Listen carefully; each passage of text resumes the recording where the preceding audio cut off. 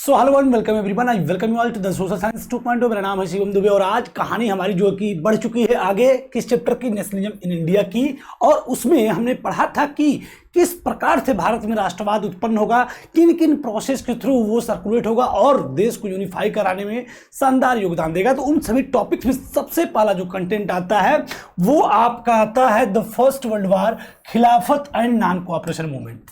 यानी कि जो हमने कल पढ़ा था कि यूरोप में जो राष्ट्रवाद अलग अलग लॉन्ग ड्रिवन प्रोसेस से होते हुए नेशन स्टेट जैसे कॉन्सेप्ट को इमर्ज करने में नेशनलिज्म ने मदद किया था, ठीक उसी प्रकार से किन किन प्रोसेस के थ्रू भारत में राष्ट्रवाद जो है उत्पन्न होता है, इमर्ज होता है। तो सबसे पहला जो पॉइंट हमारा होगा वो होगा द फर्स्ट वर्ल्ड वॉर, खिलाफत एंड नॉन कोऑपरेशन मूवमेंट्स।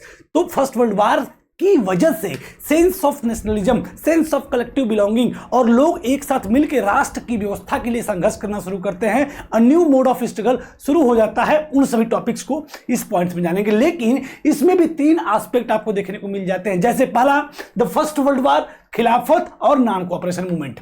तो नॉन कोऑपरेशन मूवमेंट क्या है, खिलाफत इशू क्या है, और साथ ही साथ सबसे पहला जो एस्पेक्ट है कि फर्स्ट वर्ल्ड वॉर की वजह से भारत के लोगों के बीच में सेंस ऑफ नेशनलिज्म कैसे इमर्ज होता है। तो स्टार्ट करते हैं फर्स्ट वर्ल्ड वॉर के बारे में समझना। हम जानते हैं कि in the years of after 1919 we see the national movement spreading to a new areas, incorporating a new social groups and developing a new mode of struggle।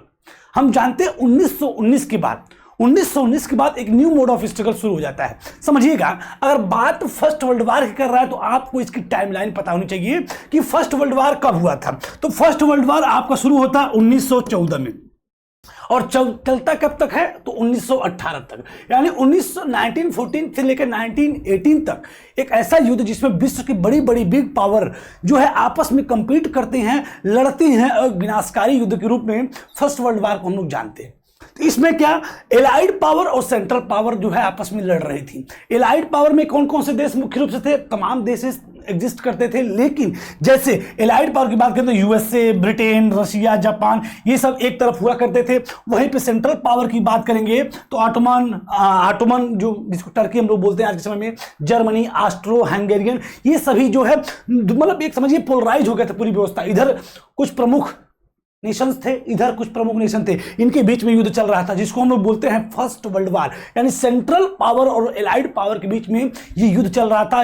और ये युद्ध जो है 1914 टू 1918 तक जो है सर्कुलेट होता है। लेकिन इस युद्ध ने इंडिया पे क्या इंपैक्ट डाला और भारत में सेंस ऑफ नेशनलिज्म कैसे पैदा होता है, वो कहीं ना कहीं इसलिए हमको इस टॉपिक को पढ़ना काफी इंपॉर्टेंट हो जाता है। जैसे कि कह रहा है कि जो नेशनल मूवमेंट जो स्प्रेडिंग टू न्यू एरियाज, मतलब फर्स्ट वर्ल्ड वॉर, यानी लिखा 1919 के बाद, यानी आफ्टर फर्स्ट वर्ल्ड वॉर के बाद जो है ये जो नेशनल मूवमेंट्स है वो नए नए क्षेत्रों में भी स्प्रेड होना शुरू हो जाता है, नए नए क्षेत्रों में। साथ ही साथ इसमें नए नए सोशल ग्रुप्स भी अब शामिल होना शुरू हो जाते हैं। साथ ही साथ स्ट्रगल का एक नया मोड भी शुरू हो जाता है।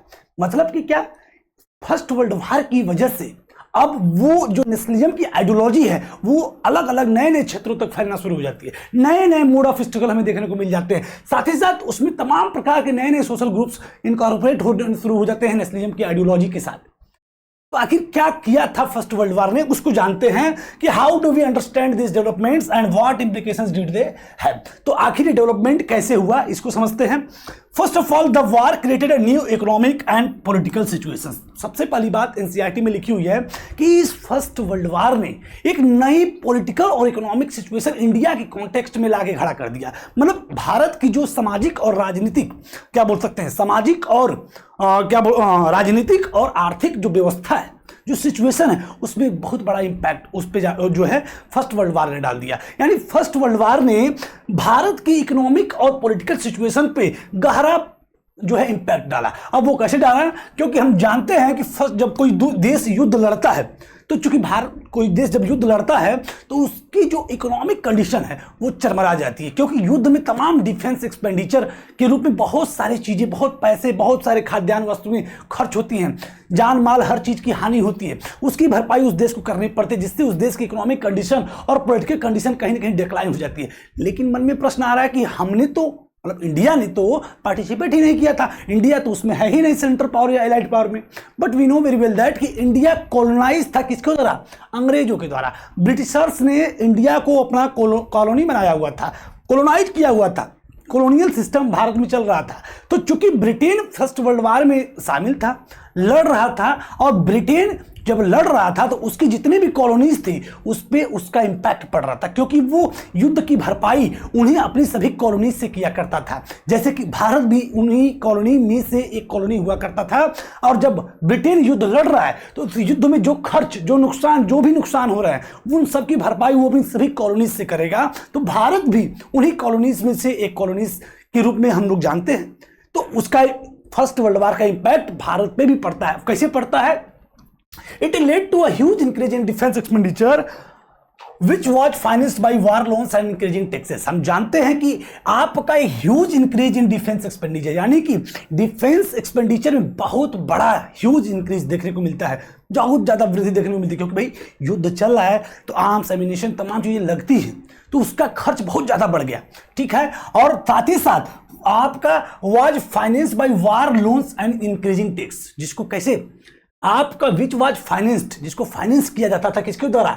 वार लोन्स और इंक्रीजिंग टैक्स, टैक्स बढ़ा करके वार लोन्स के माध्यम से उसको मेट किया जाता था। जो डिफेंस एक्सपेंडिचर बढ़ रहे हैं उसकी भरपाई वार लोन्स और टैक्स को बढ़ा कर किया जाता था। साथ ही साथ कस्टम ड्यूटीज वर रेज्ड, कस्टम ड्यूटीज को, सीमा शुल्क को क्या कर दिया गया? बढ़ा दिया गया। इनकम टैक्स इंट्रोड्यूस कर दिया गया, यानी इनकम टैक्स को भी बढ़ा दिया गया। यानी कि ब्रिटेन युद्ध लड़ रहा है और ब्रिटेन का डिफेंस एक्सपेंडिचर बढ़ रहा है, उसका इंपैक्ट ब्रिटेन की जितनी भी कॉलोनीज थी, साथ साथ इंडिया की अगर बात करते हैं, इंडिया ब्रिटेन की कॉलोनी हुआ करती थी, तो इंडिया पर भी उस डिफेंस एक्सपेंडिचर का बर्डन देखने को मिल जाता है। और उसको वो बढ़ाने, उसको मेंटेन करने के लिए वार लोन्स, टैक्स को बढ़ाते हैं, कस्टम ड्यूटीज को बढ़ाते हैं, साथ ही साथ इनकम टैक्स को इंट्रोड्यूस करते हैं, जिससे भारत की जो व्यवस्था है, जो इकोनॉमिकल कंडीशन है, वो कहीं ना कहीं और डिक्लाइन होना शुरू हो जाती है।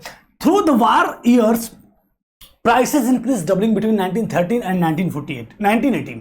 1913 से 1918 के बीच में युद्ध की वजह से प्राइसेस इंक्रीज डबलिंग, हर चीज की जो प्राइसेस है, वस्तुओं के जो मूल्य हैं वो डबलिंग हो गए, दोगुने हो गए, दोगुने से बढ़ गए, and leading to extreme hardship for the common people, जिसकी वजह से आम जनता का जो जीवन है वो एक्सट्रीम हार्डशिप को फेस करने लगा। बहुत ही कठोरतम समय उनके लिए उभर के सामने आया, क्योंकि हर वस्तुओं की जो मूल्य है वो डबल हो चुके हैं। क्या हो चुके हैं? डबल हो चुके हैं, जिसकी वजह से आम जनता का जीवन जो है अब हार्डशिप की दौर से गुजर रहा है। और साथ ही साथ villages were called upon two supply soldiers and the forced recruitment, ये शब्द आपको याद रखना होगा, forced recruitment in rural areas caused wide spread anger. Village में गांव के क्षेत्र की बात किया जा रहा है, तो गांव के क्षेत्र की बात करें तो called upon the supply soldier, वहां से सप्लाई सोल्जर यानी वहां के जो भी मजबूत लोग हुआ करते थे या जो भी जैसे भी लोग थे, वहां से सोल्जर्स की सप्लाई होती थी, यानी वहां से लोगों को पकड़ के युद्ध में ले जाया जाता कि इनसे हम लोग युद्ध लड़वाएंगे। यानी भारत के जो गांव देहात के जो क्षेत्र थे वहां से सोल्जर्स की सप्लाई होती थी युद्ध के लिए। और साथ ही साथ फोर्स्ड रिक्रूटमेंट, जबरदस्ती यानी जबरन भर्ती हुआ करती थी। अगर आप नहीं लड़ना चाहते हैं तो भी जबरदस्ती अंग्रेज जो है भारत के गांवों से लोगों को उठाकर सेना में जबरदस्ती भर्ती करते थे और भर्ती करके उनको युद्ध में लड़वाते थे, तो जिससे कि rural area cast wide spread anger, ग्रामीण क्षेत्रों में एक वाइड स्प्रेड एंगर, यानी चारों तरफ गुस्से में लोग भर गए, यानी गुस्सा चारों तरफ फैल गया। And then 18 to 19 and 20s to 21 crop failed in many parts of the India resulting in acute shortage of food। और साथ ही साथ इन सभी हार्डशिप के अलावा प्रकृति ने भी कुछ हार्डशिप भारत को जो है सौंप दिया, जिसमें कि भारत के अधिकतर कई हिस्सों में आपका क्रॉप फेलियर देखने को मिलता है, यानी फसल क्या हो जाती है? बर्बाद हो जाती है, जिससे कि एक्यूट शॉर्टेज ऑफ फूड यानी कि खाने की कमी, क्या भोजन पानी की भी कमी क्या हो जाती है भारत में देखने को। जब फसल बर्बाद हो गई, अनाज बर्बाद हो गए, तो फूड शॉर्टेज होना ही होना है, ये चीजें स्पष्ट हो गई। और साथ ही साथ इसके साथ this was accompanied by an influenza epidemic, और इसी के साथ इन्फ्लुएंजा एपिडेमिक एक महामारी, जिसको जैसे भारत में हम जानते हैं कि 2020 में आपका कोविड-19 आया था, कोरोना आया था, ये भी एक एपिडेमिक ही है, पेंडेमिक जिसको हम लोग बोलते हैं। उसी तरह 1919, 20, 21 के आसपास उधर भी आपका लगभग 100 साल के पहले उधर भी इन्फ्लुएंजा एपिडेमिक मतलब समझ लीजिए रेस्पिरेटरी सिस्टम यानी श्वसन तंत्र वाली व्यवस्था में दिक्कत, जैसे कि अभी कोरोना में सर्दी जुकाम बुखार और तमाम जैसे सिम्टम्स हमें देखने को मिलते थे, उस वक्त भी ऐसी समस्याएं देखने को मिलती थी जिसको इन्फ्लुएंजा एपिडेमिक बोला गया। तो फसल ये हार्डशिप चली रही है, प्राइसेस डबल हो रहे हैं, सोल्जर्स की रिक्रूटमेंट, फोर्स रिक्रूटमेंट हो रहे हैं, साथ ही साथ आपका टैक्स को बढ़ रहा है, कस्टम ड्यूटीज को बढ़ाया जा रहा है, इनकम टैक्स को इंट्रोड्यूस किया जा रहा है, साथ ही साथ फसल क्या हो गई, बर्बाद हो गई। और उसी के साथ साथ इन्फ्लुएंजा एपिडेमिक भी देखने को मिलता है, जिसकी वजह से according to the census of 1921 1921 की जो जनगणना हुई थी उस वक्त, उसके अनुसार 12 to 30 million people perished as a result of famines and the epidemic. इसकी वजह से लगभग 12 से 13 मिलियन लोग पेरिस्ट हो गए, साफ हो गए, मर गए, मारे गए, जान गंवा दिए। लगभग 12 से 13 मिलियन यानी कि लगभग 1 से 1.5 करोड़ तक 1.3 करोड़ लोग पेरिस्ट हो गए इस इन्फ्लुएंजा एपिडेमिक की वजह से। यानी चारों तरफ से एक्सट्रीम हार्डशिप जैसी कंडीशन इंडियंस फेस कर रहे थे। और इसी वक्त peoples hope that hardship would end after the wars was over, but that was not happen। लोग सोचते थे कि अगर युद्ध खत्म होगा तो हो सकता है कुछ हार्डशिप खत्म हो जाए, लेकिन युद्ध के बाद भी स्थिति क्या कुछ बदलती नहीं है। और इसी समय एंट्री होती है तो किसी एक ऐसे व्यक्ति की जिसने पूरी इस व्यवस्था को लीड किया, और वही चीज लिखा हुआ कि at this stage a new leader appeared and suggested a new mode of struggle. इसी समय एक नया लीडर्स अपीयर होता है जिसको हम लोग जानते हैं महात्मा गांधी जी के नाम से, और वो अपीयर्ड होते हैं इंडियन कॉन्टेक्स्ट में, इंडियन हिस्ट्री में, क्योंकि हम लोग जानते हैं जनवरी भी हम आगे पढ़ेंगे 1915 में भारत में आ चुके थे महात्मा गांधी जी, और 1917 से कुछ काम करना शुरू करेंगे। उस काम को हम लोग क्या बोलेंगे अगले सेशन में देखेंगे, जैसे कि सत्याग्रह अलग अलग क्षेत्रों में वो लॉन्च करना शुरू करते हैं, उसको डिटेल डीप डाइव हम करेंगे नेक्स्ट सेशन में। तो हम समझ रहे हैं कि लोग सोच रहे हैं कि हार्डशिप का जो समस्या है, वो लोग उम्मीद करते हैं कि ये जो हार्डशिप है आफ्टर द वार क्या हो जाएगी, हो सकता है खत्म हो जाए, लेकिन ऐसा कुछ होता नहीं है। और इसी समय में एक नया लीडर्स अपीयर होता है और एक नए मोड ऑफ स्ट्रगल के साथ, और उस लीडर्स का नाम होता है महात्मा गांधी। और वो क्या करते हैं इसको हम लोग अगले सेशन में पढ़ेंगे, बढ़िया से जानेंगे। तो आज हम लोग क्या पढ़े, फर्स्ट वर्ल्ड वार। क्या पढ़ रहे हैं हम लोग, फर्स्ट वर्ल्ड वार, कि जो फर्स्ट वर्ल्ड वार था उसने क्या इंपैक्ट डाला। तो फर्स्ट वर्ल्ड वार में हम जानते हैं कि जो पीपल्स हैं, जो कॉमन पीपल हैं, वो एक्सट्रीम हार्डशिप, कॉमन पीपल जो हैं वो एक्सट्रीम हार्डशिप को फेस कर रहे हैं। एक्सट्रीम हार्डशिप को क्या कर रहे हैं, फेस कर रहे हैं। चाहे वो कस्टम ड्यूटीज हो, इनकम टैक्स हो, वार लोन्स हो, डिफेंस एक्सपेंडिचर हो, चाहे वो प्राइसिंग का डबल हो जाना हो, चाहे वो क्रॉप फेलियर्स हो, चाहे इन्फ्लुएंजा एपिडेमिक हो, हर तरफ से आदमी संघर्ष कर रहा है। उसके बाद फोर्स रिक्रूटमेंट भी अंग्रेजों के द्वारा किया जा रहा है। तो हर व्यक्ति को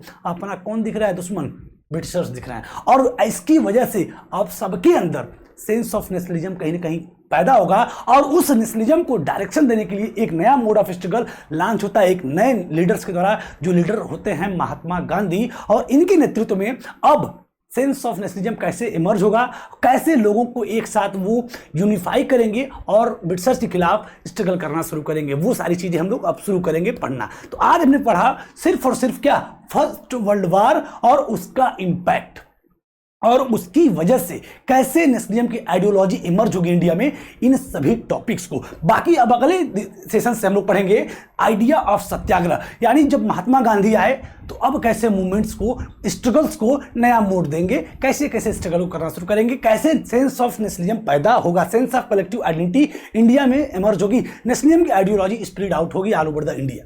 सो आई होप आपको जो है आज के सेशन के जितने भी टॉपिक्स है टू द पॉइंट हमने डिस्कशन किया और आपको समझ में भी आया होगा, और सारे पॉइंट्स आपने तैयार भी कर लिए होंगे। इसी के साथ सेशन को हम लोग साइन ऑफ करते हैं। थैंक यू एवरीवन, पढ़ते रहिए, मस्त रहिए, थैंक यू।